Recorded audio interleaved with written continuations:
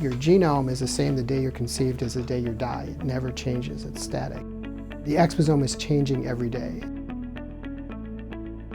We can estimate exposures to various types of nutritional factors, social factors, even potentially chemical factors such as air pollution, just by knowing where you are on a given day. Right now, there are about 100,000 chemicals that are approved for use in industry in the United States. We probably only understand less than 100 of them in terms of what they do in our body. So there's an enormous amount of work that has to be done in order to understand how the environment impacts health. We may be able to take a giant step forward in understanding what drives health disparities.